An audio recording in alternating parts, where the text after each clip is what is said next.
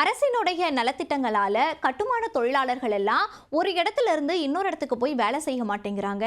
தான் இருக்கிற இடத்துல என்ன வேலை வருதோ அதை மட்டுமே செஞ்சுக்கணும்னு நினைக்கிறாங்க. உடல் உழைப்பை செலுத்த மாட்டேங்கிறாங்க அப்படின்னு சொல்லிட்டு எல்என்டி நிறுவனத்தினுடைய சேர்மன் எஸ்.என். சுப்பிரமணியம் சொல்லியிருக்காரு. இவர் ஆல்ரெடி வாரத்தில் 90 மணி நேரம் தொழிலாளர்கள் வந்து வேலை செய்யணும். சண்டேஸ்ல எவ்வளவு நேரம் தான் நீங்க ஒய்ஃபோட ஃபேஸையே பார்த்துட்டு இருப்பீங்க, எல்லாரும் சண்டேஸ்லயும் ஆஃபீஸ்ல வந்து ஒர்க் பண்ணுங்க அப்படின்னு பல்வேறு கருத்துக்களை சொன்னதுனால இவருக்கு எதிர்ப்புகள் அப்படின்றது ரொம்ப அதிக அளவில் பெருமளவில் கிளம்பிச்சு அப்படின்னே நம்ம வந்து சொல்லலாம். அது சோஷியல் மீடியாஸ்லையும் நம்மளால பார்க்க முடிஞ்சது.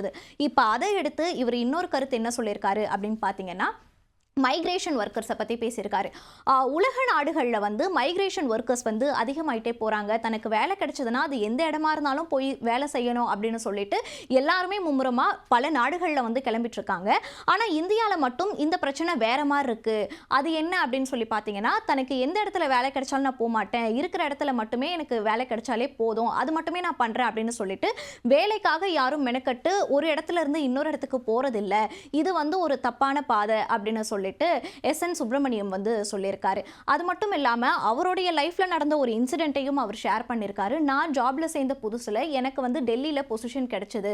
அப்போ என்னோட ஹையர் அஃபிஷியல் எனக்கு சொல்லும் போது நான் மறுக்கவே இல்லை, நான் உடனே கிளம்பி போயிட்டேன். ஆனால் இப்போ நான் என்னுடைய ஒரு எம்ப்ளாயி கிட்ட உங்களுக்கு இந்த மாதிரி டெல்லியில் வேலை, நீங்கள் கிளம்பி போங்க வித் நல்ல சேலரியோட அப்படின்னு சொன்னாலும் அவங்க போக மாட்டேங்கிறாங்க. எல்லாரும் சொஃபிஸ்டிகேட்டடாக இருக்கணும்னு ஆசைப்படுறாங்க அப்படின்ற மாதிரி அவர் வந்து சொல்லியிருக்காரு. இந்த கருத்துக்கு இப்போ பல்வேறு தரப்பினரும் எதிர்ப்பு தெரிவிச்சுட்டு இருக்காங்க. ஆல்ரெடி இவர் சொன்ன கருத்துக்கள், அந்த 90 மணி நேரம் ஒர்க்காக இருக்கட்டும், சண்டேஸில் வேலையாக இருக்கட்டும், இப்போ வந்து இந்த மாதிரி ஒரு இடத்துல இருந்து இன்னொரு இடத்துக்கு போய் வேலை செய்யறதுல என்ன இருக்குது அப்படின்னு சொன்ன கருத்தாக இருக்கட்டும், எல்லாமே வந்து தொழிலாளர்களுக்கு எதிராக இருக்குது அப்படின்னு சொல்லிட்டு பல்வேறு தரப்பில் இருந்தும் எதிர்குரல்கள் வந்து எழுந்திருக்கு. இவர் முதல்ல சொன்ன அந்த 90 மணி நேரம் ஒர்க் அப்படின்னு சொல்லி வரும்போது இதுக்கு வந்து பல்வேறு போராட்டங்கள் வந்து நடந்திருக்கு நம்மளுடைய வரலாறுல. குறிப்பா இந்த 8 மணி நேரம் வேலை தான் செய்யணும் ஒரு தொழிலாளர் அப்படின்றதுக்கு எவ்வளவு போராட்டங்கள் எல்லாம் சந்திச்சிருப்பாங்க. நமக்கு முன்னாடி இருந்தவங்க அவங்க எல்லாம் கஷ்டப்பட்டு போராடி நம்மளுக்கு வாங்கி கொடுத்த இந்த 8 மணி நேரம் ஒர்க்கை வந்து இவர் பிரேக் பண்ணணும்னு நினைக்கிறதெல்லாம் முற்றிலும் தவறான ஒன்று அப்படின்னு சொல்லியிருக்காங்க. முதல்ல நம்மளுக்கு 24 மணி நேரம் ஒரு நாளைக்கு இருக்கு.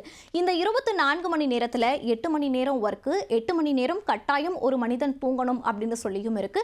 மீதம் இருக்கக்கூடிய 8 மணி நேரம் அவனுடைய பர்சனல் திங்ஸ்க்கு. ஸோ இந்த கட்டமைப்பு தான் நம்மளுக்கு சரியான கட்டமைப்பு. இதன்படி வாழ்ந்தாதான் ஒரு மனுஷனால ஒரு ஹெல்தி லைஃப் ஸ்டைலில் வந்து வாழ முடியும்.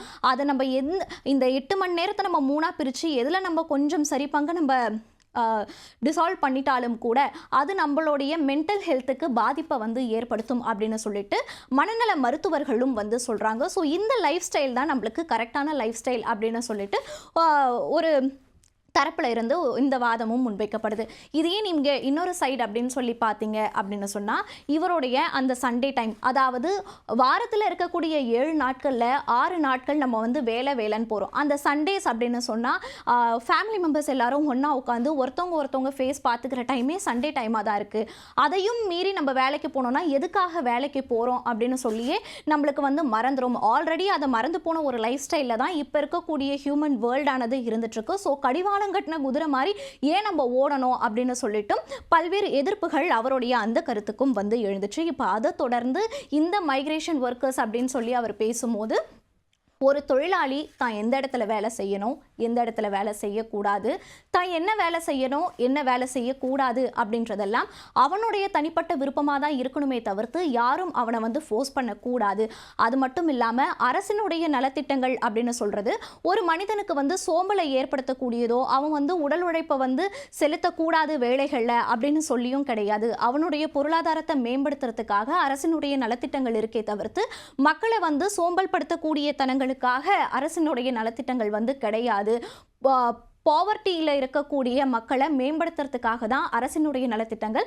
ஸோ இதை வந்து தவறான விதத்தில் வந்து புகுத்தாதீங்க அப்படின்னு சொல்லிட்டும் இந்த அவருடைய கருத்துக்கு பல்வேறு தரப்பில் இருந்தும் எதிர்ப்புகளானது கிளம்பியிருக்கு.